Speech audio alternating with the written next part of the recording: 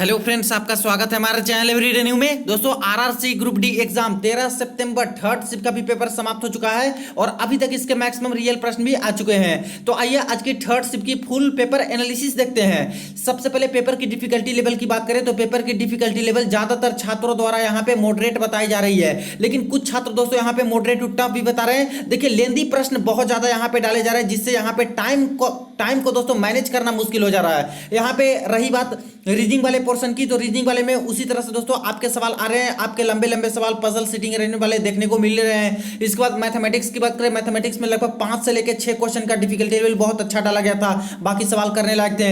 Science वाले portion से बात करें तो आज फिजिक्स और केमिस्ट्री से ज्यादा प्रश्न, बायोलॉजी से कम, लेकिन फ्रेंड्स यहाँ पे न्यूमेरिकल प्रॉब्लम भी बहुत कम देखने को मिले हैं। तो न्यूमेरिकल आज कम आया है थर्ड शिफ्ट में। रही बात करेंट अफेयर की तो 2021 और 2022 दोनों से बहुत अभी करंट अफेयर पूछ रहे हैं। कल भी तीनों शिफ्ट में 2021 2022 को मिक्स करके पूछा था, आज भी दोस्तों इसी तरह से पूछ रहे हैं। अटेंडेंस यहाँ पे कम देखने को मिल रही है, वही लगभग 50 से 40% के आसपास के ही अटेंडेंस बताए जा रहे हैं लैब में छात्रों द्वारा। इसके बाद बात कर ले अटेम्प्ट की, तो अटेम्प्ट आज दोस्तों यहाँ पे एक छात्र के 71 रहे हैं, एक के 78 रहे थे, एक ने 76 बताया, एक छात्र 66 और एक 58 भी बताए जिनसे मैंने रिव्यू लिए। तो आइए आज की थर्ड शिफ्ट के सारे सवाल हम लोग देख लेते हैं।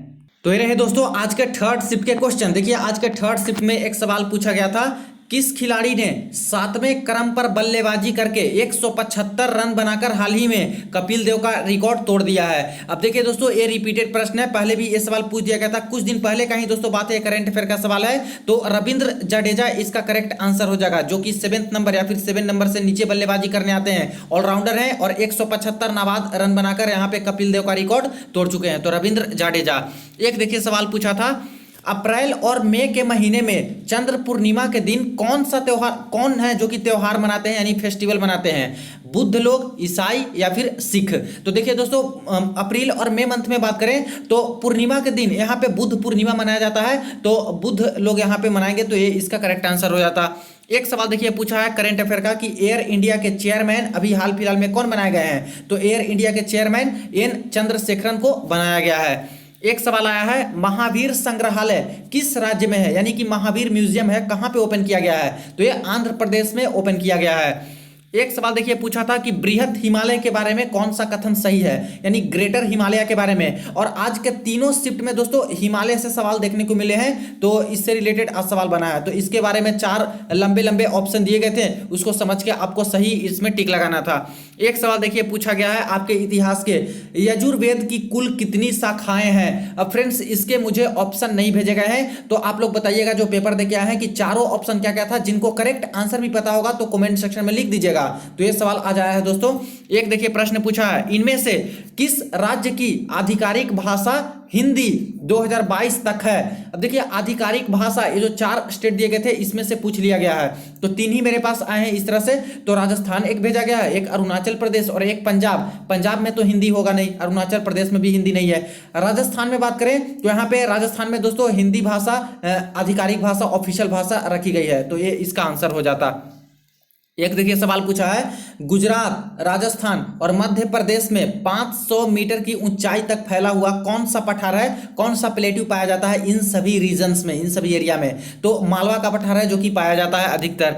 एक सवाल आया है, भारत के नागरिक होने के लिए किसी को क्या करना चाहिए, यानी कि कोई जो भारत के नागरिक हैं उनका कर्तव्य क्या होना चाहिए? इस तरह से सवाल आप लोग समझ सकते हो। तो एक सोच समझ के दोस्तों इसको जवाब देना था, ऐसे कोई परफेक्ट इसका आंसर नहीं है। जैसे कि ऑप्शन ए था कि महिलाओं को आदर करना, इसके बाद युद्ध के समय देश का साथ देना, ऐसे करके 4 ऑप्शन था, उसमें यहाँ पे एक सही आपको लगाना था। एक देखिए प्रश्न पूछा है, इनमें से कौन उपधातु है, यानी कि मेटलवाइड कौन है? और आज के सेकंड शिफ्ट में सेम टू सेम दोस्तों ये सवाल पूछा था, जबकि ऑप्शन अलग अलग दिए गए थे। तो अभी जो ऑप्शन है, सेलेनियम दिया गया था, बिस्मुथ दिया गया था और एंटीमनी दिया गया था। अब इन तीनों ऑप्शन में से दोस्तों एंटीमनी है जो कि यहाँ पे करेक्ट आंसर हो जाएगा। बात करें उपधातु की मेटलवाइड की, तो यहाँ पे बोरॉन है जो कि उपधातु है, इसके बाद सिलिकॉन जो है वो भी उपधातु है, इसके बाद जर्मेनियम भी दोस्तों उपधातु है, एंटीमनी भी उपधातु है। तो एंटीमनी जो ऑप्शन था यहाँ पे हो जाएगा करेक्ट आंसर। एक देखिए प्रश्न पूछा है, गर्भ निरोध का सबसे अच्छा उपाय क्या है। अब ये दोस्तों कम से कम चौथी बार ये रिपीट हो रहा है सवाल, तो बहुत बार ये रिपीटेड सवाल है।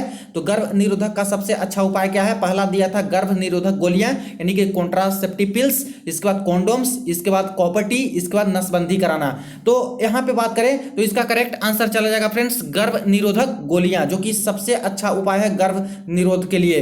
क्योंकि देखिए यहां पे क्या होता है कि जो गर्भ निरोधक गोलियां होती है वो एग्स को ओवम से निकलने ही नहीं देते हैं, यानी रोक देते हैं, एग्स को निकलने नहीं देते हैं। तो ये अच्छा उपाय है। एक देखिए प्रश्न पूछा गया है किसमें 2 कार्बन पाया जाता है। तो यहां पे आंसर इसका हो जाएगा इथेनॉल, जो कि ऑप्शन में दिया गया था C2H5OH, जिसमें देखिए कार्बन का 2 ही पार्ट है C2। तो यहां पे करेक्ट आंसर जाएगा।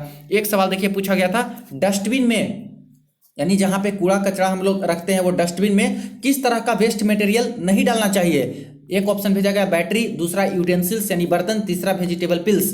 अब वेजिटेबल पिल्स डाल सकते हैं, यूटेंसिल्स बर्तन भी है, वो मिट्टी के बर्तन या फिर कोई चीज फूट गया टूट गया ये सब डाल सकते हैं डस्टबिन में। बैटरी की बात करें तो दोस्तों ये थोड़ा हानिकारक है, क्योंकि एक एक्सप्लोसिव भी हो सकता है, एक्सप्लोड भी कर सकता है। तो बैटरी जो चीज है वो यहाँ पे डस्टबिन में डालना उचित नहीं होता है। एक देखिए सवाल पूछा गया है डबल डिस्प्लेसमेंट रिएक्शन दिया गया था, और ऐसे दोस्तों पहले भी सवाल बन चुके हैं, तो थोड़ा डीपली पूछ रहा है। जैसे कि रिएक्शन तो सही दिया था, पूरा का पूरा रिएक्शन सही था, लेकिन ये जो दिए गए थे कि जो मटेरियल है जो रिएक्ट कर रहा है, रिएक्टेंट और जो प्रोडक्ट यहाँ पे बन रहे हैं, आखिर एक किस फॉर्म में है, सॉलिड है, लिक्विड है, एक्वस है या फिर गैस के फॉर्म में है। तो बस यही आपको सही करना था कि ये जो यहाँ पे आएगा वो गैस होगा या फिर सभी जगह गैस होगा या फिर लिक्विड होगा या फिर एक्वस सॉल्यूशन होगा या फिर सॉलिड होगा। तो इस तरह से थोड़ा सा और डीपली जाके जो रिएक्शन होते हैं उसको देख लीजिएगा कि जो रिएक्शन होते हैं उसको हम लोग कैसे दर्शाते हैं। जैसे कोई सॉलिड है, सोडियम है यहाँ पे, तो सोडियम किस फॉर्म में रहती है, सोडियम यहाँ पे सॉलिड में रहती है, तो एस ऐसे करके दर्शाएंगे। इसी तरह से जो रिएक्शन होगा तो यहाँ पे सबके सामने हम लोग दर्शाते हैं कि कहीं भी एक्वस है लिक्विड टाइप का, तो वहाँ पे ऐसे दर्शाते हैं। कोई यहाँ पे गैस के फॉर्म में है, जैसे क्लोरीन है, Na+Cl हुआ, तो Cl क्या है, गैस के फॉर्म में रहता है, तो गैस जी दिखाएंगे ऐसे। तो वही इस तरह से पूछा गया था। एक देखिए सवाल आया है आरबीआई का 2022 और 2023 में ब्याज दर इंटरेस्ट रेट कितना रहेगा। अब एक करंट अफेयर का सवाल है और लेटेस्ट सवाल यहाँ पे पूछा गया है, तो इसके मुझे ऑप्शन नहीं मिल पाए हैं। जिनको करेक्ट आंसर पता होगा बता दीजिएगा। एक देखिए सवाल पूछा था राष्ट्रीय विकास परिषद की स्थापना कब हुई, या फिर राष्ट्रीय विकास परिषद वर्ष कब मनाया जाता है। तो 1952 में दोस्तों राष्ट्रीय विकास परिषद की स्थापना हुई थी, नेशनल डेवलपमेंट काउंसिल की, 1952 में। एक देखिए सवाल पूछा है जो कि सिंपल सा सवाल आज पूछा गया था दोस्तों, ब्लड क्लॉटिंग के बारे में, रक्त का थक्का के बारे में, कि किससे बनता है। तो ब्लड प्लेटलेट्स है जो कि हेल्प करती है, रक्त को थक्का बनाने में मदद करती है ब्लड प्लेटलेट्स। एक सवाल देखिए पूछा है, ये पॉलिटी का सवाल दोस्तों था कि मेंबर ऑफ पार्लियामेंट यानी एमपी बनने के लिए क्वालिफिकेशन के बारे में कौन से आर्टिकल में बताया गया है, किस अनुच्छेद में। तो आर्टिकल 84 में बताया गया है एमपी के क्वालिफिकेशन के बारे में कि क्या क्या अर्हता होनी चाहिए एक मेंबर ऑफ पार्लियामेंट होने के लिए। एक देखिए सवाल पूछा गया है महिलाओं के लिए किसी राज्य में कोई योजना चलाई गई है, उससे संबंधित प्रश्न था, छात्र को याद नहीं थे।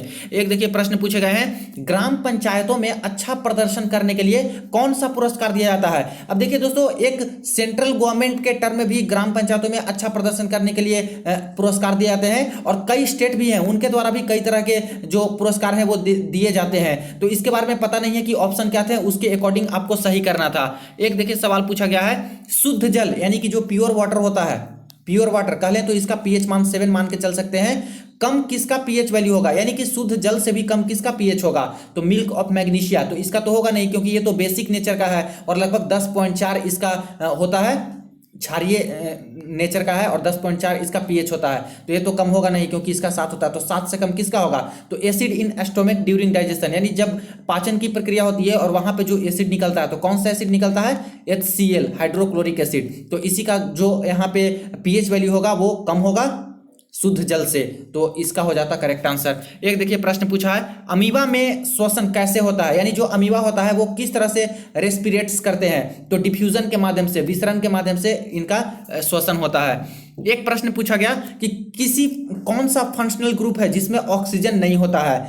अब इसके ऑप्शन मेरे पास 3 आए हैं। एक तो कीटोन्स भेजा गया है, तो कीटोन्स में दोस्तों यहाँ पे COOR इस तरह से होता है, तो इसमें तो ऑक्सीजन है। अल्डिहाइड की बात करें तो CHO होता है, C के बीच में डबल बॉन्ड होता है, O और C के बीच में, और H यहाँ पे, तो इसमें भी है ऑक्सीजन। इसके बाद कार्बोक्सिलिक एसिड की बात करें तो COOH ये होता है, यहाँ पे R, तो इसमें भी है यहाँ पे ऑक्सीजन, तो ये तीनों है जिसमें ऑक्सीजन है। लेकिन पूछा कि ऑक्सीजन किस में नहीं है, तो वो फोर्थ वाला ऑप्शन होगा, उसमें ऑक्सीजन नहीं होगा, तो उसको टिक लगा देना था।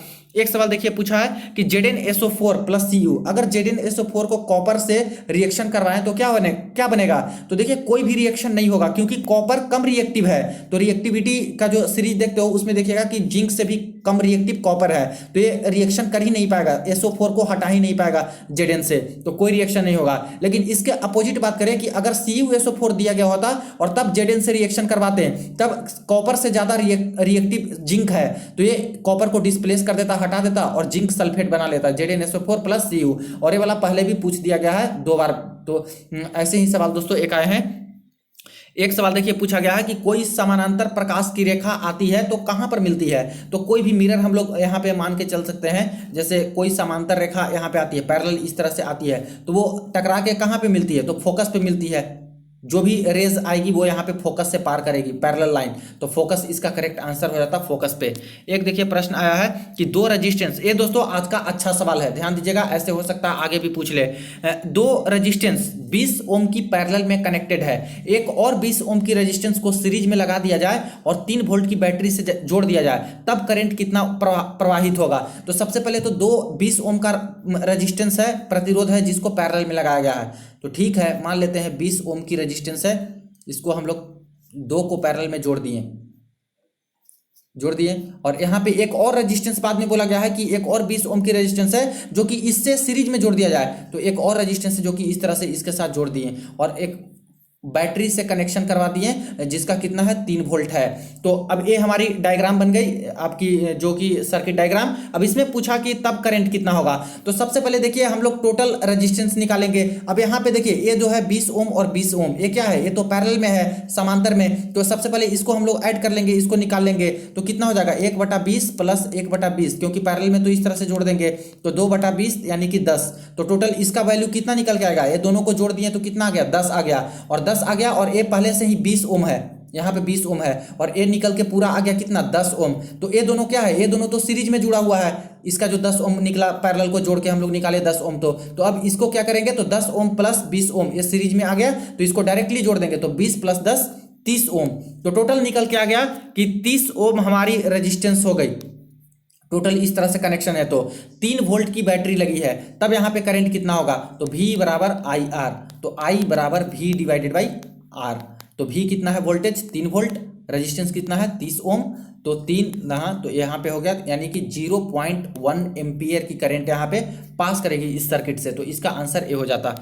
एक देखिए सवाल पूछा गया है, ये भी दोस्तों बहुत बार रिपीटेड हो चुका है, कम से कम 3 से 4 बार हो चुका है रिपीट। अंतरिक्ष यात्री को यानी एस्ट्रोनॉट्स जो होते हैं उनको आकाश काला क्यों दिखाई देता है, ब्लैक क्यों दिखाई देता है, तो क्योंकि अंतरिक्ष में कोई भी वायुमंडल नहीं होती, एटमॉस्फेयर नहीं होती है, और ना ही कोई भी प्रकाश के कलर का दोस्तों प्रकीर्णन होता है, किसी भी रंग का प्रकीर्णन हो ही नहीं पाता, स्कैटरिंग नहीं होता, इसलिए काला दिखाई देता है आसमान।